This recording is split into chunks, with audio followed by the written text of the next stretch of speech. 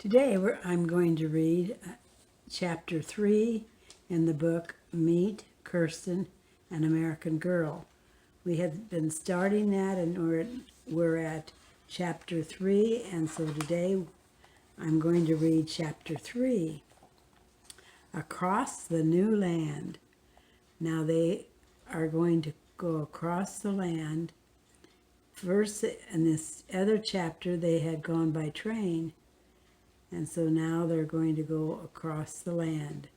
Now the next day, Kirsten and her family started the long journey across the country to Minnesota. Not even Papa could guess how long the trip would take. The agent will help us find our way and we'll see what happens, he said. At the top of the path into the park, Kirsten met Marta. We're leaving today, Kirsten said. Are you going too? Marta shook her head. Not until tomorrow, she replied. Oh no, I was so sure we'd be traveling together, exclaimed Kirsten. Me too, said Marta softly. Are you going to take another ship now, Kirsten? No, I think we're going to take a train. So now they're going to take the train that I thought they had done before. Kirsten said, what do you think a train looks like, Marta? I don't know exactly. My father says it will make a loud noise and lots of smoke. We might be afraid of trains, Marta said. Kirsten grinned. Noise won't hurt us, she said, and Papa says a train is like many wagons all traveling together. Maybe you'll get on our train tomorrow. Wouldn't that be lucky? Marta caught her lower lip between her teeth. Or maybe we won't ever see each other again. Kirsten took her friend's hand. But your family's going to Minnesota just like mine. We're sure to meet on the way, at least I hope so, she added. I'll miss you, Kirsten, Marta murmured. Kirsten looked down at her dusty boots. Saying goodbye to people she loved was the hardest thing in the world. She didn't want Marta to see the tears that stung her eyes. So she took a deep breath before she said, Marta, I'll tell you what my grandmother said to me when we left Sweden. Mortimer said, when you're lonely, look at the sun. Remember that we all see the same sun. Do you do that, Marta asked? Do you look at the sun and think of your grandmother? When I miss Mortimer, I look at the sun and pray for her, Kirsten said. Now Marta managed a small smile. Then when I miss you, I look at the sun. Will you do the same? Yes, and say a prayer. I will. I'll say, God bless Marta. I'll say a prayer too, Marta agreed, and I'll be looking for you everywhere. Kirsten sighed. She was going to another new place. It seemed to her she would always feel like a Swedish girl who was far from home.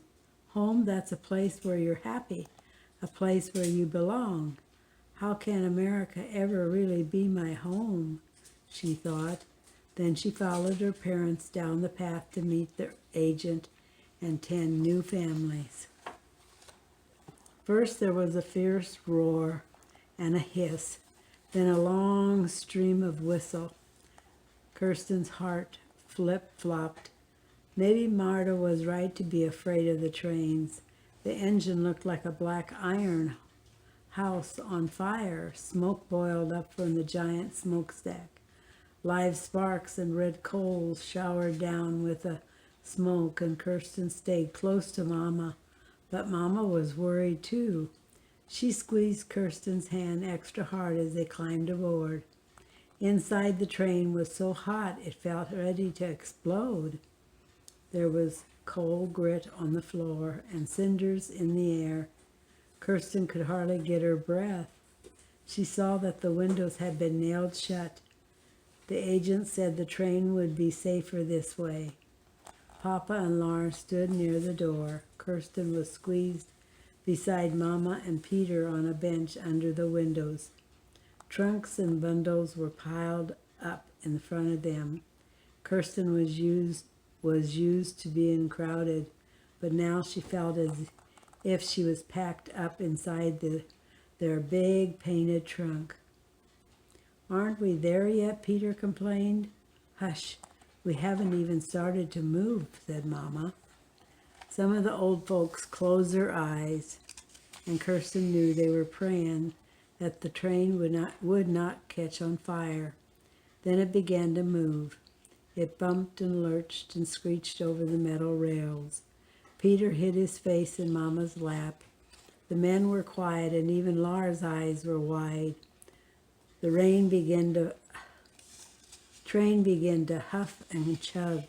Through the small window, Kirsten saw houses and trees moving backwards. The huffing and chugging grew louder, and the trees went by very quickly. Lars called out, "We're going faster than a horse can run, faster than the fastest horse can run." Dizzy, Kirsten closed her eyes. The train groaned and swayed. Even though she couldn't see, she felt the speed with which it carried them west. For days the train traveled through fields and forests.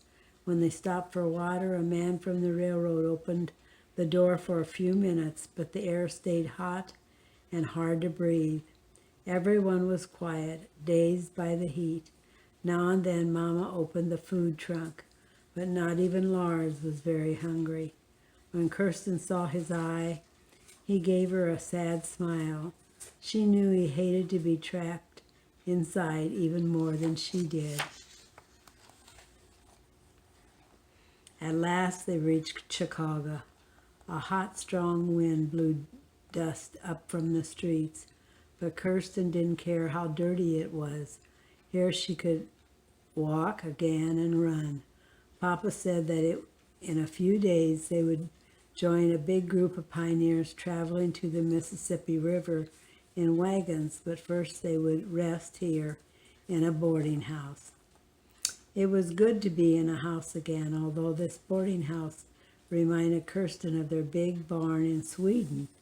The long, open sleeping room upstairs was like the loft where Papa stored hay, except it was filled with rows and after rows of beds and crowded with people's belongings.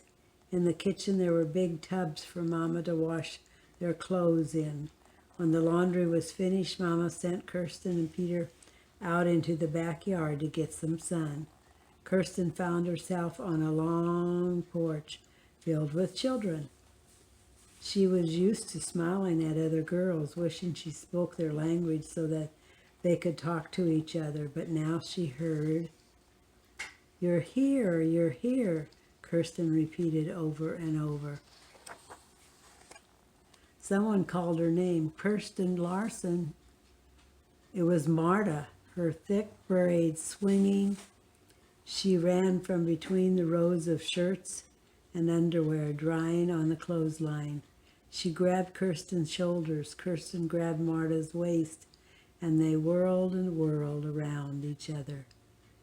You're here," Kirsten repeated over and over. "So are you," Marta answered again and again.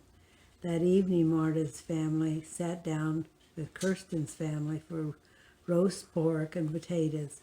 Marta's father said, "We're back with our friends again. We'll stay together now until we get to Minnesota." Under the table, Kirsten and Marta held hands. Kirsten couldn't believe her luck. At last, America was beginning to feel like home, with good food, a real bed to sleep in, and best of all, friends. That was a lovely story.